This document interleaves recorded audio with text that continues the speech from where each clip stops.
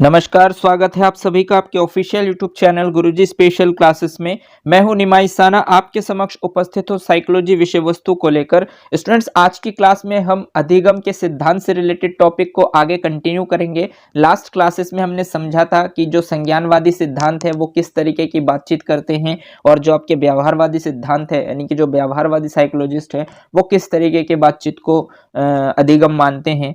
तो इसी सीक्वेंस में हम आगे बढ़ेंगे और देखेंगे कि व्यवहारवादियों के जो सिद्धांत मैंने आपको बताए थे कि जिसमें हम चार मुख्यतः साइकोलॉजिस्ट को पढ़ते हैं। एक आता है आपका एडवर्ड ली थॉर्नडाइक, दूसरा आता है बीएफ स्किनर, तीसरा होते हैं आईपी पावलोव और चौथे थे आपके सीएल हल। तो उनके बारे में हम कंटिन्यू करेंगे सबसे पहले और उसके बाद लास्ट में हम संज्ञानवादियों की तरफ जाएंगे, जिसके अंतर्गत हम Max Wertheimer, Wolfgang Kohler, Kurt Koffka and Kurt Lewin, इन चारों को संज्ञानवादी के अंतर्गत पढ़ेंगे। तो आज की क्लास में हम स्टार्ट करने वाले हैं व्यवहारवादियों के जो सिद्धांत है, मेनली जो एडवर्ड ली थॉर्नडाइक के द्वारा दिए गए हैं, जो आपके सिलेबस में सबसे ज्यादा इंपॉर्टेंट है। मैंने आपको बताया था कि जो व्यवहारवादियों के सिद्धांत के अंतर्गत सबसे ज्यादा इंपॉर्टेंट है और वो है वेरी वेरी इंपॉर्टेंट टॉपिक आपका है एडवर्ड ली थॉर्नडाइक का। इसका रीजन स्टूडेंट्स इसीलिए है ये सबसे ज्यादा पसंदीदा टॉपिक, क्योंकि इन्होंने सीखने के सर्वप्रथम नियम भी दिए और इसके साथ साथ इनकी जो थ्योरीज है वो भी काफी ज्यादा पॉपुलर है। तो इसीलिए जो है मैक्सिमम चांसेस होते हैं कि आपके जो क्वेश्चंस है वो इन्हीं से ही पूछे जाते हैं। बहुत रेयर चांसेस होते हैं कि इनको अगर ना लिया जाए तो फिर आईपी पावलोव या फिर बीएफ स्किनर से लिए जाते हैं। बट चांसेस ये है कि ये जो व्यवहारवादी साइकोलॉजिस्ट है यहीं से दो प्रश्न आपके बन जाए। तो इसीलिए स्टूडेंट्स हम एडवर्ड ली थॉर्नडाइक को इतने डिटेल में और मेन पॉइंटों के बारे में डिस्कशन करेंगे। देखिए, अगर हम पढ़ने जाए तो इनकी जो किताब है उसको पढ़ते हुए आप जो है काफ़ी लंबा एक्सपीरियंसेस गेन कर सकते हैं। बट उतना मतलब हमें पूरी किताब पढ़ने की आवश्यकता नहीं है। जितना कंटेंट मैं आपको यहाँ से दे रहा हूँ इसके माध्यम से आपका जो पेपर में प्रश्न आने वाला है, अगर टफ से टफ भी प्रश्न पूछे जाते हैं तो भी आप इसी के अंतर्गत मान लीजिए। मैंने सिर्फ वो इंपॉर्टेंट फैक्ट्स और पॉइंट्स इसमें सम्मिलित किए हैं जो आपके एग्जाम पॉइंट ऑफ व्यू से बहुत ज़्यादा हेल्पफुल है। तो चलिए स्टार्ट करते हैं और जानते हैं कि एडवर्ड ली थॉर्नडाइक कौन थे और वो कहाँ के रहने वाले थे। तो सबसे पहली बात तो ये है कि स्टूडेंट्स एडवर्ड ली थॉर्नडाइक सबसे पहले जो है ये प्रकार्यवादी थे, यानी कि ये प्रकार्यवाद संप्रदाय से बिलोंग करते थे। बट अंत में उन्होंने क्या किया, अंत में उन्होंने व्यवहारवादियों के साथ जुड़ गए, इसीलिए इनको व्यवहारवादियों के अंतर्गत हम इनको काउंट कर रहे हैं। जैसे कि मैंने अभी आपको बताया कि व्यवहारवादियों के सिद्धांत में हम एडवर्ड ली थॉर्नडाइक को पढ़ते हैं, तो वो अंत में व्यवहारवादियों के साथ जुड़े थे, उनके विचार व्यवहारवादियों से मैच होता है, इसलिए उनको व्यवहारवादियों में काउंट किया जाता है। स्टार्टिंग के पीरियड में वो प्रकार्यवादी थे। तो इसी में स्टूडेंट्स आगे देखिए कि एडवर्ड ली थॉर्नडाइक जो है आपके साइकोलॉजिस्ट,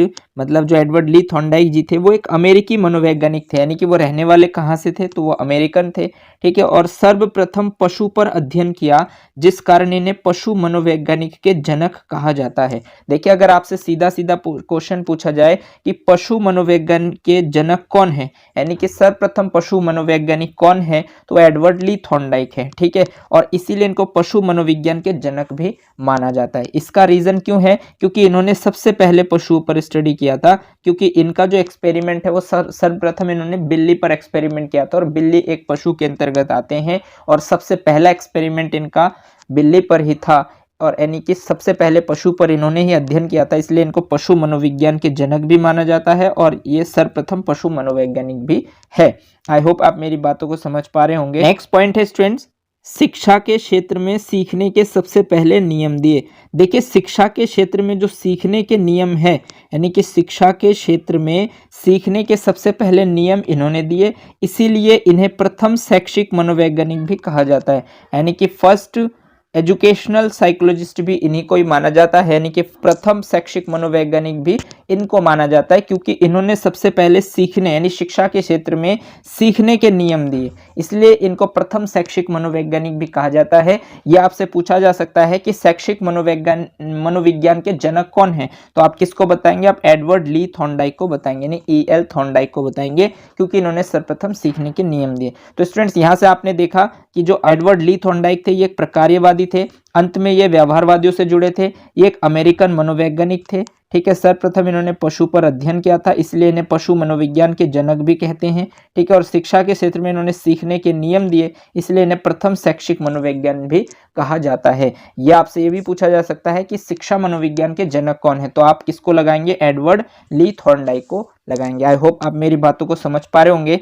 चलिए आगे बढ़ते हैं और देखते हैं इनकी थ्योरीज में और क्या क्या है। तो जैसे कि अभी आपने जाना कि सबसे पहले इन्होंने सीखने के नियम दिए शिक्षा के क्षेत्र में, तो इसलिए इनको शैक्षिक मनोवैज्ञानिक भी कहा जाता है, यानी प्रथम शैक्षिक मनोवैज्ञानिक भी कहा जाता है, या फिर शिक्षा मनोविज्ञान के जनक भी कहा जाता है इनको। तो देखिए सीखने के इन्होंने स्टूडेंट्स मुख्यतः दो प्रकार के नियम दिए। ठीक है, सीखने के प्रथम नियम जो है उनके हैं जिसको हम जानते हैं प्राथमिक नियम के नाम से, या फिर प्रधान नियम के नाम से, या फिर मुख्य नियम के नाम से। ठीक है, तो सीखने के उन्होंने दो प्रकार के नियम दिए, एक प्राथमिक नियम और दूसरा स्टूडेंट जो उन्होंने नियम दिए उसको हम कहते हैं गौण नियम या फिर द्वितीयक नियम। तो ध्यान रखेंगे प्राथमिक नियम या इसको ही प्रधान नियम भी कहते हैं या फिर मुख्य नियम भी कहते हैं, और इनकी संख्या स्टूडेंट 3 है। यानी कि जो इन्होंने प्राथमिक नियम दिए हैं उनकी संख्या कितनी है, 3 है, और जो गौण नियम दिए यानी द्वितीयक नियम दिए हैं उनकी संख्या भी 5 है। तो स्टूडेंट्स इन बातों पर ध्यान रखेंगे, इन पॉइंटों पर ध्यान रखेंगे, क्योंकि वो सबसे पहले आपसे ये पूछ सकते हैं कि थॉर्नडाइक के द्वारा सीखने के नियमों की संख्या बताइए।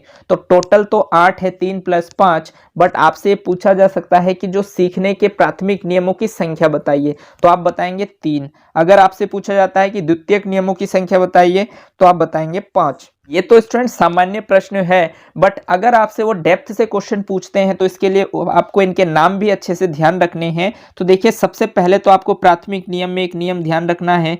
जो पहला नियम है वो है आपके तत्परता का नियम, यानी तत्परता का नियम। दूसरा होता है आपका अभ्यास का नियम, और तीसरा होता है स्टूडेंट्स प्रभाव का नियम। ध्यान रखेंगे कि जब आप कोई चीज सीखना चाहते हैं तो सीखने के लिए बच्चे को सबसे पहले तैयार होना पड़ेगा। कोई भी व्यक्ति हो, जब तक वो तैयार नहीं होगा कोई भी चीज सीखने के लिए तब तक वो नहीं सीख सकता, और जब वो तैयार हो जाएगा सीखने के लिए तो उसे लगातार अभ्यास करने पड़ेंगे। लगातार जब वो अभ्यास करेगा तब वो कुछ ना कुछ नया सीखेगा, और इसका इफेक्ट ये है स्टूडेंट्स कि जितना ज्यादा वो अभ्यास करेगा उसका प्रभाव उसके सीखने पर पड़ेगा। इसलिए उनका जो तीसरा नियम है वो है प्रभाव का नियम। तो ध्यान रखेंगे, पहला है तत्परता का नियम, दूसरा अभ्यास का नियम, और तीसरा प्रभाव का नियम। ये जो तीनों नियम है स्टूडेंट्स ये उसके प्राथमिक नियम के अंतर्गत आते हैं। अब बात करते हैं हम द्वितीयक नियम यानी गौण नियम। तो इनकी संख्या तो आप जानते हैं कि इनकी संख्या 5 है। ठीक, अब गौण नियम में क्या है, पहला जो नियम है वो स्टूडेंट्स है बहुक्रिया का नियम। बहुक्रिया का मतलब होता है स्टूडेंट्स कि आप बहुत ज्यादा क्रियाएं करते हैं, यानी कि जब आप अनेक क्रिया करते हैं, यानी अनेक क्रिया करने के दौरान आप कुछ चीजें सीख जाते हैं। तो जब आप बहुत बार कोई क्रिया करते हैं तो वो करते करते भी आप बहुत सारी चीजें सीख जाते हैं। इसीलिए उन्होंने द्वितीयक नियम में रखा बहुक्रिया का नियम। नेक्स्ट है स्टूडेंट सेकंड जो है उनका वो है आंशिक क्रिया का नियम। आंशिक का मतलब होता है स्टूडेंट छोटी छोटी, यानी कि आप बहुत बार क्या करते हैं, बहुत छोटी छोटी क्रियाएं करते हैं, और छोटी छोटी क्रियाओं के माध्यम से भी आप चीज़ों को सीखते हैं। तो इसीलिए उन्होंने बताया कि छोटी छोटी क्रियाओं के माध्यम से जब हम कोई चीज़ सीखते हैं तो उसको हम कहते हैं आंशिक क्रिया का नियम। ठीक, बहुक्रिया का नियम क्लियर हो गया। नहीं, बहुत सारी जब हम क्रियाएं करते हैं तब भी हम बहुत कुछ चीज़ें सीखते हैं तो उसको हम बहुक्रिया का नियम कहते हैं, और जब हम छोटी छोटी क्रियाएं करते हैं तब भी हम बहुत सारी चीज़ें सीखते हैं तो उसको हम आंशिक क्रिया का नियम कहते हैं। एक होता है स्टूडेंट्स मनोवृत्ति का नियम। देखिए मनोवृत्ति, यहाँ पर स्टूडेंट्स मन, ये जो मन शब्द है इसका मतलब होता है मस्तिष्क। ठीक, और जो यहाँ पर वृत्ति शब्द है इसका मतलब होता है दृष्टिकोण। तो मस्तिष्क की जो दृष्टिकोण है इसके आधार पर जब हम कोई चीज सीखते हैं, मान लीजिए कि कोई बच्चा किसी कार्य को कर रहा है और हम उसको देख रहे हैं, और हम उसको देखकर भी बहुत सारी चीजें सीख सकते हैं। जरूरी नहीं है कि हम करेंगे तभी सीखेंगे। कोई बच्चा कर रहा है और हम उसको ध्यान से देख रहे हैं तो उसको देखकर भी अगर हमने कभी नहीं भी किया होगा तो भी हम उस चीज को कर सकते हैं। तो जब आप अपने मन से यानी कि अपने मस्तिष्क के दृष्टिकोण से कोई चीज सीखते हैं तो उसको उन्होंने नाम दिया मनोवृत्ति का नियम। आई होप आप मेरी बातों को समझ पा रहे होंगे। तो देखिए अभी तक हमने कितने नियम पढ़ लिए गौण में। एक आता है आपका बहुक्रिया का नियम जिसे हम अनेक क्रिया के माध्यम से सीखते हैं। एक होता है आपका आंशिक क्रिया का नियम जिसे हम छोटी छोटी क्रियाओं के माध्यम से सीखते हैं। और एक होता है आपका मनोवृत्ति का नियम, यानी मन मतलब होता है मस्तिष्क और वृत्ति मतलब होता है दृष्टिकोण। तो जब हम अपने मस्तिष्क की दृष्टिकोण से सीखते हैं तो उसको उन्होंने नाम दिया है मनोवृत्ति का नियम। आई होप आपको यहाँ तक क्लियर हो गया होगा। चलिए आगे बढ़ते हैं और देखते हैं इनका जो फोर्थ नियम है गौण नियम में वो क्या है। तो वो है सादृश्यता का नियम। देखिए सादृश्यता का, सादृश्य का मतलब होता है कि कोई भी चीज आपको जब दृश्य हो, यानी जब आप कोई चीज देखते हैं, कोई भी वस्तु को देखते हैं और उस वस्तु को देखकर जब आप कोई चीज सीखते हैं तो उसको उन्होंने नाम दिया है सादृश्यता का नियम। और लास्ट जो है स्टूडेंट्स गौण नियम है वो है पांचवा, जिसे हम कहते हैं सहचार्यात्मकता का नियम। सहचार्यात्मकता का मतलब होता है स्टूडेंट्स कि जब हमारा, मान लीजिए कि आप जब किताबें पढ़ते हैं तो किताबों के बीच में जब आपकी किताबों के साथ अंतःक्रिया अच्छी होती है, यानी कि जब आपको किताब की लैंग्वेज आपके समझ में आ जाए तो आपका कोऑर्डिनेशन बहुत मजबूत होता है और आपका अनुबंधन मजबूत होता है, तो आप ज़्यादा से ज़्यादा अधिगम करते हैं, ज़्यादा से ज़्यादा चीज़ें सीखते हैं। तो इसको हम बोलते हैं सहचार्यात्मकता का। मतलब मान लीजिए फॉर एग्जांपल के लिए अगर आपकी जो बुकिश लैंग्वेज है, मान लीजिए आपके पास जो बुक है उसके लैंग्वेज बहुत अच्छे हैं, मतलब आसान शब्दों में उसमें बताया गया है, तो वो आपके लिए ज़्यादा कंफर्टेबल होता है, मतलब उसके साथ आपकी बॉन्डिंग अच्छी होती है, यानी कि अंतःक्रिया अच्छी होती है, तो आप बहुत जल्दी चीज़ों को सीखते हैं। और फॉर एग्जाम्पल के लिए मान लीजिए आपने कोई बुक परचेस की है जिसके लैंग्वेज थोड़े से टिपिकल है, जो आपके समझ में थोड़े कम आ रहे हैं या देरी से आ रहे हैं, तो वहां पर आपकी जो बॉन्डिंग है बुक के साथ वो उतना मजबूत नहीं हो पाता है। इसका मतलब उस केस में आप चीजों को उस हिसाब से नहीं सीख पाते हैं। तो इसीलिए उन्होंने बताया कि सहचार्यात्मकता का नियम मतलब जब आप जिस चीज के साथ बॉन्डिंग बिठाते हैं, यानी संबंध आपका होता है, तो उसमें सहचार्यात्मक मतलब आसान होनी चाहिए, उसके साथ अंतःक्रिया अच्छी होनी चाहिए। अगर अंतःक्रिया स्थापित हो पाएगी तब आपका जो सीखना है वो प्रभावित होगा। तो इस तरीके से उन्होंने एक सहचार्यात्मकता का नियम दिया है जो पांचवा नियम है, इसमें एक सादृश्यता का नियम जब आप किसी चीज को देखकर सीखते हैं, एक मनोवृत्ति का नियम जिसे हम मानसिक दृष्टिकोण से सीखते हैं, एक आंशिक क्रिया का नियम मतलब हम छोटी छोटी क्रियाओं से सीखते हैं, और एक होता है बहुक्रिया का नियम जिसे हम कहते हैं अनेक क्रियाओं के माध्यम से जब हम सीखते हैं। तो इस प्रकार से स्टूडेंट्स द्वितीयक नियमों की संख्या 5 है और ये पांचों नियम आपको ध्यान रखने पड़ेंगे, क्योंकि यहां से एग्जामिनर सबसे ज्यादा प्रश्न उठाते हैं और ये प्रश्न ना तो आसान है और ना ही बहुत ज्यादा टफ है। यदि आप टॉपिक को नहीं पढ़ते हैं ठीक से तो आपको टफ लगते हैं, और यदि आप एक बार अच्छे से पढ़ लेते हैं तो आपको वो चीज जो है वो आसान लगने लगती है। तो इसका मतलब ये स्टूडेंट्स कि यहाँ से ज्यादातर चांसेस है कि एग्जामिनर यहाँ से प्रश्न ज्यादा उठाते हैं। इसका कारण क्या है, वो आपसे आसान प्रश्न पूछेगा तो पूछेगा कि निम्नलिखित में से कौन से प्राथमिक नियम है, ठीक। और ये जो तीन ऑप्शन आप देख रहे हैं इन तीनों में से कोई भी एक ऑप्शन उठाकर रख देगा और चार ऑप्शन अलग अलग उठा के रख देंगे। अब आप देखिए, अगर आपने प्राथमिक तीनों नियम को पढ़ रखा है, तत्परता का नियम, अभ्यास का नियम और प्रभाव का नियम, तो आप सीधा सीधा उन चार ऑप्शनों में इन तीनों में से जो ऑप्शन आपको दिख जाएगा उसमें आप टिक कर देंगे, ठीक।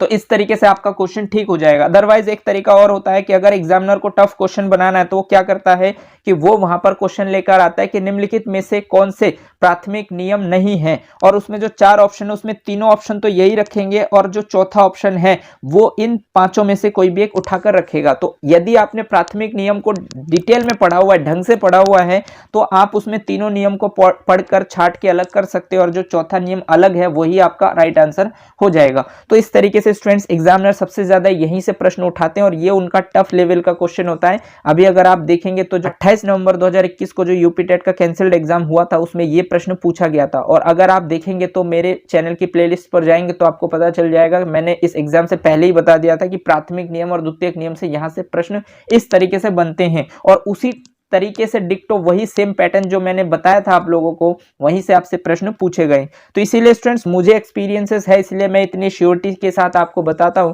इसमें कोई ऐसा नहीं कि मैं आपको गुमराह कर रहा हूं या फिर मैं चाहता हूं कि आप मेरे चैनल पर आए और मुझे ही फॉलो करें, ऐसा मेरा कोई भी उद्देश्य नहीं है। मैं सिर्फ आपको सही गाइड करना चाहता हूँ क्योंकि मेरे पास इतने एक्सपीरियंसेस है जिससे मैं आपके साथ शेयर करना चाहता हूँ और उन लोगों तक पहुँचना चाहता हूँ जो अच्छी क्वालिटी की एजुकेशन नहीं ले पाते, कोचिंग सेंटर में अफोर्ड नहीं कर पाते हैं और उनके पास सोर्सेज भी नहीं है। बहुत सारे ऐसे स्टूडेंट्स होते हैं जो गांव से बिलोंग करते हैं, को गांव से शहर जाने में या कोचिंग तक पहुंचने में 4 से 5 घंटा टाइम वेस्ट हो जाता है। उन समय को बचाने का मेरा उद्देश्य है, इसी वजह से मैं इस प्लेटफॉर्म पर आया हूं और अपने जो एक्सपीरियंसेस है मेरे वो मैं आपके साथ शेयर करने आया हूं। अगर आपको ये सारे पॉइंट अच्छे लगे हों, अगर आपको पसंद आता हो तो आप मेरे चैनल को लाइक कीजिए, अपने दोस्तों के साथ शेयर कीजिए और इस चैनल को सब्सक्राइब कर लीजिए ताकि इसी तरीके के बेनिफिशियल वीडियो जो आपके यूपी टेट, सुपर टेट और सी टेट से रिलेटेड है उसमें बहुत ज़्यादा हेल्प करने वाले हैं।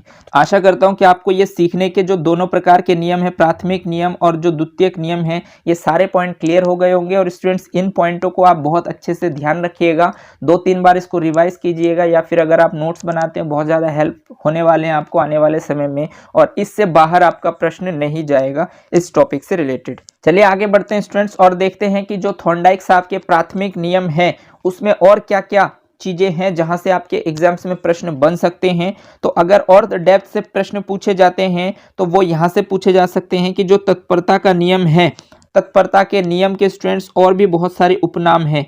देखिए जो तत्परता के नियम, इसको हम बोलते हैं तैयार, या फिर इसको हम बोलते हैं प्रेरणा, या फिर हम इसको बोलते हैं मानसिक।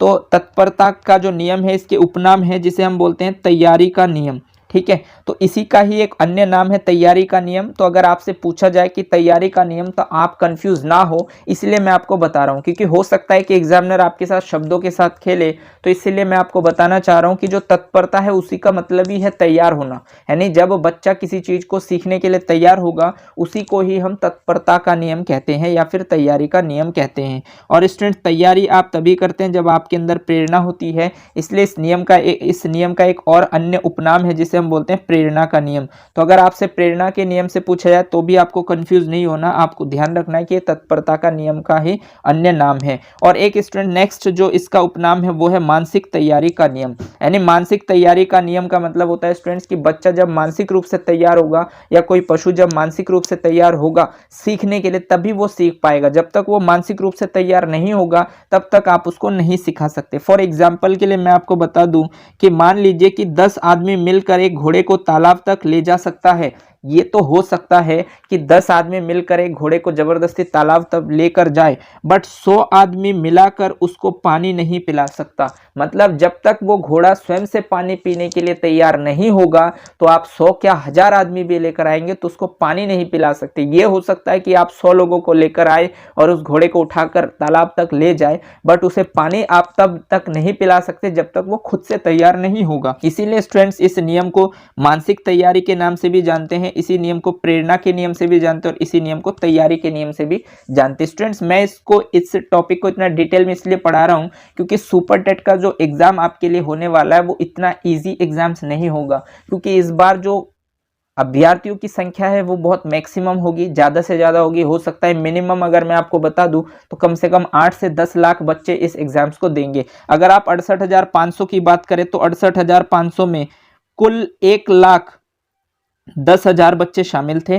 और अगर आप 69,000 की बात करें तो 69,000 में लगभग 4 लाख के आसपास बच्चे शामिल थे। बट इस बार का जो भी एग्जाम होगा, चाहे वो 51,200 पदों पर हो या फिर 70,000 प्लस पदों पर हो, लेकिन इस बार अभ्यर्थियों की संख्या कम से कम 10 लाख से अधिक होंगे। और जब आप 10 लाख से अधिक जब अभ्यर्थी होंगे तो जो आयोग होगा वो पेपर इतना आसान आपके लिए नहीं बनाने वाला जो 69,000 और 68,500 में बनाया है। डेफिनेटली क्वेश्चन पेपर का लेवल थोड़ा सा टफ ही होगा, और टफ होगा तो इससे टफ नहीं जा सकता, क्योंकि आप मैक्सिमम प्राथमिक नियम को पढ़ते हैं, द्वितीयक नियम को डिटेल में नहीं पढ़ते। ठीक, बट मैं आपको प्राथमिक नियम को भी डिटेल में पढ़ा रहा हूं और द्वितीयक नियम को भी आपको बता रहा हूं, क्योंकि इससे बाहर आपका नहीं जाएगा। हर एक क्षेत्र का यही दायरा होता है और इससे बाहर आपका क्वेश्चन नहीं जा सकता। इसीलिए मैं आपको बता रहा हूं कि जो तत्परता का नियम है इसके 3 उप नियम भी हो सकते हैं कि वो वही लोग कर पाए जो इसको डिटेल में पढ़कर जा रहे हैं। अन्यथा मान लीजिए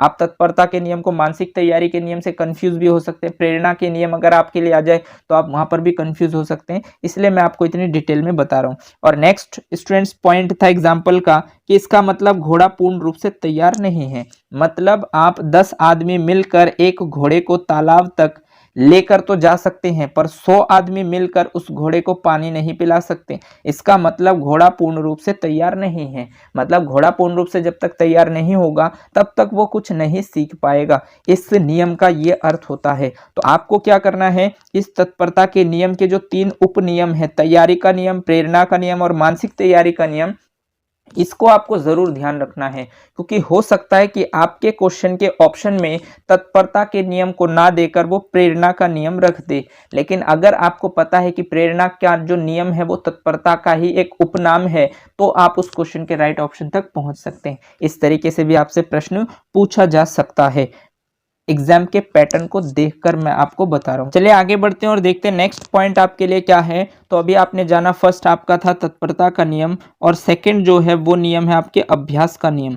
तो स्टूडेंट्स, अभ्यास का नियम क्या होता है, तो देखिए मैंने आपको बताया कि जो व्यवहारवादी साइकोलॉजिस्ट है उनका मानना यह है कि जब किसी व्यक्ति के पास उद्दीपक होता है, यानी स्टिमुलस होता है, तभी वो उस उद्दीपक को देखकर अनुक्रिया करते हैं, यानी रिस्पॉन्स करते हैं। फॉर एग्जाम्पल के लिए मान लीजिए कि आपके लिए स्टिमुलस आपका क्या है, सुपर टेट है, ठीक। तो आपके लिए सुपर टेट है, तभी तो आप सुपर टेट की तैयारी कर रहे हैं। मान लीजिए कि ये सुपर टेट का एग्जाम आज से 2 साल बाद होता है, तो आप कम से कम 1.5 साल बाद अपनी तैयारी स्टार्ट करेंगे। इस समय उतनी तैयारी स्टार्ट आप नहीं करेंगे। तो इसका रीजन क्या है स्टूडेंट्स, कि आपके लिए जो सुपर टेट है वो आपका स्टिमुलस यानी उद्दीपक है, और इस एस्टेट को देखकर आप क्या कर रहे हैं, अनुक्रिया कर रहे हैं। तो जब आप इस टारगेट को देखकर अनुक्रिया कर रहे हैं तो डिपेंड करता है कि आपके बीच में जो बॉन्डिंग है यानी कि जो अनुबंधन है वो किस प्रकार का है। ये रिप्रेजेंट करता है कि आपका जो अधिगम होगा वो किस लेवल तक का होगा। मतलब जैसा आप उद्दीपक को देखकर मेहनत करेंगे यानी अनुक्रियाएं करेंगे, तो उससे आपके बीच में उद्दीपक और अनुक्रिया के बीच में एक अनुबंधन स्थापित होगा,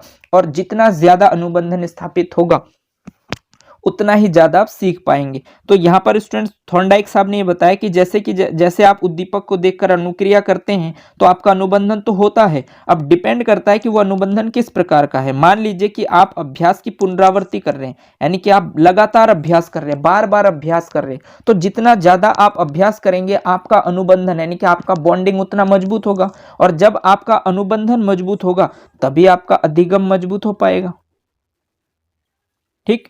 तो इसका मतलब क्या है कि जब आप उद्दीपक को देखकर अनुक्रिया करते हैं तो इसके बीच में जो बॉन्ड है, अनुबंधन है, ये डिपेंड करता है कि अनुबंधन किस प्रकार का है। देखिए अनुबंधन तो होता ही है, जब आप मान लीजिए फॉर्म भर देते हैं तो फॉर्म भरकर आप जरूर कोई ना कोई किताब जरूर खरीद के लाएंगे। अब डिपेंड करता है कि आप उसको कितना सीरियसली लेते हैं। एक बच्चा हो सकता है कि जो 12 घंटे पढ़ता हो उस बुक से, ठीक, और एक बच्चा हो सकता है कि वो 1 घंटे पढ़ता हो, ठीक है। तो उद्दीपक को देखकर आप अनुक्रिया तो कर रहे हैं, लेकिन अनुबंधन भी आपका हो रहा है। अब डिपेंड आपके ऊपर होता है कि आप कितना ज्यादा अभ्यास करते हैं। जितना ज्यादा आप अभ्यास करेंगे उतना ही आपका अनुबंधन मजबूत होगा, जितना ज्यादा अनुबंधन मजबूत होगा उतना ही अधिगम आपका मजबूत होगा, यानी कि उतना ही ज्यादा आपका इफेक्टिव अधिगम होगा, प्रभावपूर्ण अधिगम होगा, उतना ही ज्यादा आप सीखेंगे। और मान लीजिए कि आपका अनुबंधन जो है उसमें अभ्यास की कमी आती है, मतलब आप 1 घंटे पढ़ते हैं तो 1 घंटे जब आप पढ़ेंगे यानी कि आप 1 घंटे अभ्यास करेंगे तो आपका जो अनुबंधन होगा वो कमजोर होगा, और जब आपका अनुबंधन कमजोर होगा तब आपका अधिगम भी कमजोर होगा, और अधिगम कमजोर होगा तो आपका सिलेक्शन भी सुपर टेट में उसी हिसाब से होगा। तो डिपेंड करता है स्टूडेंट्स कि आप कितना अभ्यास करते हैं। आप 1 घंटा अभ्यास करते हैं तो उस हिसाब से आपको परिणाम देखने को मिलेंगे, और यदि आप 12 घंटे अभ्यास करते हैं तो उस हिसाब से आपको परिणाम देखने को मिलेंगे। तो यही समझाना चाह रहे थे आपके थॉर्नडाइक साहब कि जो अभ्यास का नियम है वो डिपेंड करता है कि आप अभ्यास कितना करते हैं। जितना ज्यादा आप अभ्यास करेंगे उतना ही आपका अनुबंधन मजबूत होगा और उतना ही आपका अधिगम इफेक्टिव होगा, और जितना आप अभ्यास की कमी करेंगे उतना ही आपका अनुबंधन कमजोर होगा और उतना ही आपका अधिगम भी कमजोर हो पाएगा। तो आई होप आपको अभ्यास का नियम भी क्लियर हो गया होगा स्टूडेंट्स। चलिए आगे बढ़ते हैं और देखते हैं इस थ्योरी में एक और पॉइंट आता है जो आपके लिए इंपॉर्टेंट है, जिसको आपको जानना चाहिए। तो देखिए स्टूडेंट्स, थॉर्नडाइक साहब के जो ये अभ्यास के नियम है, इस अभ्यास के नियम पे उन्होंने संशोधन किया था। और संशोधन क्यों किया था, मतलब इसमें चेंजेस उन्होंने क्यों किए, तो इसमें कुछ लोगों का मत था, कुछ लोगों ने ऐसे उदाहरण प्रस्तुत किए जो थॉर्नडाइक साहब ने अपने नियम को ही चेंज करना पड़ा उनको। ऐसा क्या एग्जाम्पल दिया उन्होंने, तो लोगों ने कहा कि आप मान लीजिए प्रार्थना करते हैं। जब स्टूडेंट्स एज अ स्टूडेंट हम स्कूल में 1st से लेकर 12th तक पढ़ाई करते हैं तो हम अपने स्कूल के दौरान प्रेयर करते हैं, नहीं प्रार्थना करते हैं। अब देखिए प्रेयर तो हम रेगुलर करते हैं, बट उसमें 90% बच्चे ऐसे होते हैं जो अभ्यास तो 12 साल से लगातार कर रहे हैं बट वो अकेले में उस प्रेयर को सुना नहीं सकते। तो इसका मतलब क्या है, आप यहाँ पर अभ्यास तो लगातार कर रहे हैं बट आपका फिर भी अधिगम नहीं हो पा रहा है, यानी कि आपका जो अभ्यास तो आप लगातार कर रहे हैं बट आपका जो अधिगम है वो मजबूत नहीं हो पा रहा है, यानी अनुबंधन मजबूत नहीं हो पा रहा। आप 10 लोगों के साथ मिलकर तो उस प्रेयर को कंप्लीट कर देंगे बट अकेले में आपको वो प्रेयर याद नहीं है, यानी कि वो प्रार्थना आप याद नहीं है आपको, आप सुना नहीं सकते। तो इसका मतलब क्या है, तो अभ्यास करते हैं पर याद नहीं होता, प्रार्थना करते हैं यानी कि जो हम प्रार्थना करते हैं उसमें हम अभ्यास तो करते हैं पर याद नहीं होता। तो इसी वजह से स्टूडेंट्स थॉर्नडाइक साहब ने अपने इस नियम में संशोधन किया था। और किया कब था, तो सन 1930 में किया था उन्होंने संशोधन, यानी 1930 में संशोधन किया और इसको 2 उपभागों में बांटा, यानी कि इस नियम को उन्होंने 2 भागों में डिवाइड किया। एक नाम उन्होंने दिया प्रयोग का नियम, ठीक, या फिर उपयोग का नियम। हिंदी में हम इसको प्रयोग के नियम से भी जानते हैं और उपयोग के नियम से भी जानते हैं, मतलब इसको इंग्लिश में कहते हैं यूज लॉ, ठीक, तो इसको हम कहते हैं यूज लॉ। और जो सेकंड था स्टूडेंट्स, उनका सेकंड को हम बोलते हैं अप्रयोग का नियम, ठीक, या फिर अनुप्रयोग का नियम, और इसे हम बोलते हैं नॉन यूज लॉ। ठीक, तो यहां पर आपने देखा कि जो उन्होंने अभ्यास के नियम है, उन्होंने जो अपने अभ्यास के नियम के अंतर्गत बताया कि अभ्यास की जब आप पुनरावृत्ति करते हैं यानी बार बार अभ्यास करते हैं तब आपका अनुबंधन मजबूत होता है और तभी आपका अधिगम भी मजबूत हो पाता है। और यदि आप अभ्यास की कमी करते हैं तो आपका अनुबंधन कमजोर होता है, तो इसका मतलब आपका अधिगम भी कमजोर होता है। बट उन्होंने अपनी इस नियम में चेंजेस किया था, और ये चेंजेस किया था एक प्रार्थना वाले एग्जाम्पल के आधार पर, कि उनके सामने एक प्रार्थना का जो एग्जाम्पल था वो ये था कि प्रार्थना तो बच्चा लगातार अभ्यास करता है पिछले 12 सालों से, बट उसे फिर भी प्रार्थना जो है वो याद नहीं होता। तो इसका मतलब क्या है, यहाँ पर आपका जो सीखना है वो कैसा हो पा रहा है। तो इसके आधार पर स्टूडेंट्स उन्होंने सन 1930 ईस्वी में संशोधन किया था अपने अभ्यास के नियम पर, और इसके दो उपभाग बनाए गए थे। एक था आपका प्रयोग का नियम या फिर उपयोग का नियम, और दूसरा था अप्रयोग का नियम या फिर अनुप्रयोग का नियम, जिसे इंग्लिश में हम बोलते हैं नॉन यूज लॉ। तो स्टूडेंट्स एक यूज लॉ और एक नॉन यूज लॉ, ये कौन से नियम से आता है? अभ्यास के नियम के दो उपनियम बनाए गए। कब बनाए गए थे? सन 1930 में। तो ये पॉइंट आप जरूर ध्यान रखेंगे, क्योंकि हो सकता है कि एग्जाम्स में, सुपर टेट के एग्जाम्स में यहां से आपको क्वेश्चन देखने को मिल जाए। क्वेश्चन किस तरीके से बना सकता है एग्जामिनर? वो ये बना सकते हैं कि थॉर्नडाइक साहब ने अपने कौन से प्राथमिक नियम में संशोधन किया था। ठीक, तो आप बताएंगे अभ्यास के नियम में संशोधन किया था। ठीक, कब किया था? तो सन 1930 में किया था। और थॉर्नडाइक साहब ने अपने प्राथमिक नियम में संशोधन करके दो उपनियम बताए थे। तो वो कौन कौन से हैं? तो वो उपनियम, एक तो है आपका यूज लॉ यानी कि उपयोग का नियम, और दूसरा था नॉन यूज लॉ यानी अनुपयोग का नियम। तो ये पॉइंट स्टूडेंट्स आपको जरूर ध्यान रखने हैं। हो सकता है यदि टफ पेपर बने तो आपके यहां से प्रश्न पूछे जाए। आशा करता हूं कि आपको ये सारे पॉइंट्स क्लियर हो गए होंगे और ये जो स्टोरी है ये भी आपको क्लियर हो गया होगा। चलिए आगे बढ़ते हैं और देखते हैं नेक्स्ट जो नियम है वो उनका क्या है। तो नेक्स्ट नियम है स्टूडेंट्स थर्ड नियम है उनका, वो है प्रभाव का नियम। देखिए, पहला नियम आपका था तत्परता का नियम, दूसरा नियम आपका था अभ्यास का नियम, और तीसरा नियम उनके प्राथमिक नियम है प्रभाव का नियम। तो प्रभाव के नियम का स्टूडेंट दो उपनाम भी है, और एक उपनाम है परिणाम का नियम, ठीक है, यानी कि रिजल्ट लॉ, और दूसरा है स्टूडेंट्स इसी को ही हम कहते हैं संतोष या असंतोष का नियम। तो ध्यान रखेंगे, संतोष और असंतोष का नियम प्रभाव के नियम का ही उपनाम है, ये उपनाम है। ठीक, तो प्रभाव के नियम का एक अन्य नाम है संतोष या असंतोष का नियम, या फिर दूसरा अन्य नाम है परिणाम का नियम। तो ये दोनों नियम जो है ये इसके उपनाम है, प्रभाव के नियम के दो उपनाम है। ठीक, अब मैं आपको बताता हूं कि जो परिणाम का नियम या संतोष या असंतोष का नियम इसको क्यों कहते हैं। तो इसके पीछे रीजन वही है स्टूडेंट्स कि आप जब आपके सामने उद्दीपक होता है और उस उद्दीपक को देखकर जब आप अनुक्रिया करते हैं तो उसके बीच में आपका क्या होता है? एक अनुबंधन स्थापित होता है। अब देखिए, ये जो अनुबंधन है, यदि आपका यह अनुबंधन संतोषपूर्ण हो, मतलब आपका जब बॉन्ड बने और आप उस बॉन्डिंग से खुश हो, आप संतुष्ट हो, तो आपका जो अनुबंधन होगा वो मजबूत होगा। और ये अनुबंधन मजबूत कब होता है? जब आपको पुरस्कार या प्रशंसा दी जाती है। मतलब जब बच्चे को पुरस्कार प्रदान किया जाता है। मान लीजिए कि बच्चे ने पढ़ाई की, यानी कि उसके लिए उसका एग्जाम था और एग्जाम में उसने टॉप किया, उसने अनुक्रिया बहुत ज्यादा मेहनत की, उसका अनुबंधन मजबूत हुआ, और जब उसे अनुबंधन मजबूत हुआ और उसे संतोष की प्राप्ति हुई, तो उसका अनुबंधन मजबूत होने की वजह से उसको क्या मिले? पुरस्कार मिले या प्रशंसा मिले, यानी कि टीचर ने उसकी तारीफ की या फिर टीचर ने उसको अप्रिशिएट किया, उसको कोई प्राइज मिला, फर्स्ट आने पर उसे प्राइज मिला।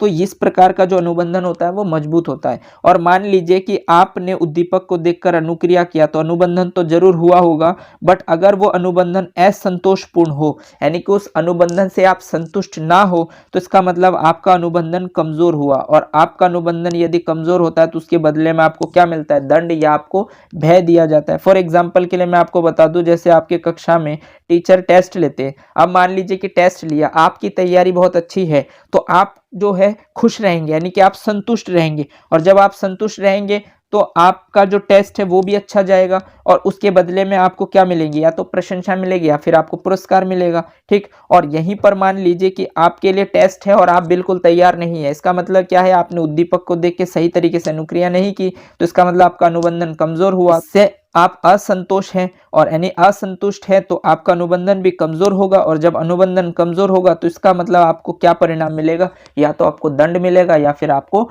डराया जाएगा। तो इस तरीके से स्टूडेंट्स आपने देखा कि जैसे जैसे आप असंतोष होंगे तो उसी तरीके से आपका अनुबंधन भी कमजोर होगा और उसके बदले में आपको दंड मिलेगा या फिर आपको भय प्राप्त होगी। ठीक, और यदि आप संतोष होते हैं तो आपका अनुबंधन भी मजबूत होता है और उसके बदले में आपको पुरस्कार और प्रशंसा भी दी जाती है। तो इसका मतलब ये जो दंड और भय है और पुरस्कार और प्रशंसा है, ये परिणाम है, यानी कि आपका रिजल्ट है कि आपका अनुबंधन जैसा होगा वैसा ही आपको आपका परिणाम प्राप्त होगा। इसीलिए प्रभाव के नियम का एक उपनाम है परिणाम का नियम। और दूसरा यह है कि स्टूडेंट, जब आप संतोष होते हैं तब आपको अच्छे परिणाम प्राप्त होते हैं, और जब आप असंतोष होते हैं तब आपको बुरे परिणाम प्राप्त होते हैं। इसीलिए इसका दूसरा उपनाम है संतोष और असंतोष का नियम। तो ध्यान रखेंगे स्टूडेंट्स, प्रभाव के नियम की जगह हो सकता है कि आपके जो क्वेश्चंस है उसके ऑप्शन में परिणाम का नियम आपको दिख जाए। हो सकता है आपसे पूछा जाए कि निम्नलिखित में से थॉर्नडाइक के प्राथमिक नियम है, और उसमें 4 ऑप्शन हो और उसमें 3 ऑप्शन अलग हो और एक ऑप्शन आपको परिणाम का नियम दिखे, तो आप ध्यान रखेंगे परिणाम का जो नियम है वो एक प्रभाव के अन्य नाम है, यानी कि प्रभाव के नियम का दूसरा उपनाम है। ठीक, या फिर हो सकता है आपको परिणाम की जगह संतोष या असंतोष का नियम भी देखने को मिल जाए, तो ये भी आपके प्राथमिक नियम में आते हैं क्योंकि ये प्रभाव के नियम का उपनाम है। तो इस तरीके से स्टूडेंट्स आपसे एग्जामिनर कठिन से कठिन सवाल भी इससे ज्यादा आपसे नहीं पूछ सकता, इसलिए मैंने आपको उसके प्राथमिक नियम को डिटेल में बताया है। आशा करता हूं कि आपको यहां तक सारे पॉइंट्स क्लियर हो गए होंगे। आज के लिए बस इतना ही। अगर आपको ये क्लास अच्छी लगी हो तो इसे लाइक कीजिए, अपने दोस्तों के साथ शेयर कीजिए, और अगर आपने चैनल को सब्सक्राइब नहीं किया है तो आप चैनल को सब्सक्राइब कर लीजिए, बेल आइकन को भी प्रेस कर दीजिए, ताकि इसी तरीके के बेनिफिशियल वीडियो जब भी मैं आपके लिए लाऊं तो आपको समय पर नोटिफिकेशन मिल जाए। धन्यवाद। जय हिंद।